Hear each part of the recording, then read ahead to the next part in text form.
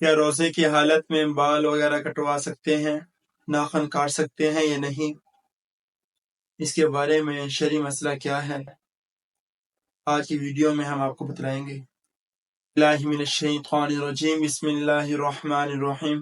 بہت سارے بھائی یہ سوال کرتے ہیں کہ روزے کی حالت میں بال کٹوانے کا کیا حکم ہے، کہ اس سے روزے پر فرق پڑتا ہے یا نہیں پڑتا، روزہ ٹوٹتا ہے یا نہیں ٹوٹتا۔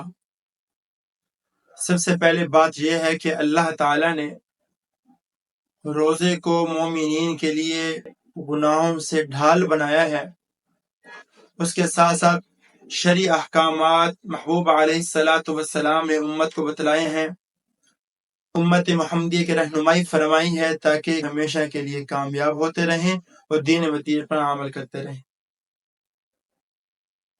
سر کے بال ہیں یا زیر ناف بال ہیں، جو بھی بال ہیں کٹوانے کی وجہ سے روزے پر فرق پڑے گا یا نہیں پڑے گا۔ ان تمام بالوں کو کٹوانے کی وجہ سے، ناخن تراشنے کی وجہ سے روزہ ٹوٹتا ہے یا نہیں ٹوٹتا۔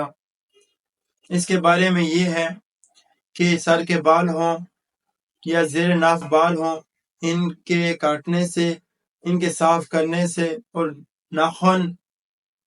ناخن کاٹنے کی وجہ سے روزے پر کچھ اثر نہیں ہوتا، روزہ نہیں ٹوٹتا بلکہ روزہ مستحکم رہتا ہے۔ ان تمام بالوں اور تمام کاموں کی وجہ سے روزے پر کچھ اثر نہیں ہوتا۔ بات ہے کہ داڑھی کے بال، داڑھی کٹوانا منڈوانا، اس پر کیا ہے، اس کے بارے میں اگلی ویڈیو میں ہم بتائیں گے۔ دعوانا الحمدللہ رب العالمین۔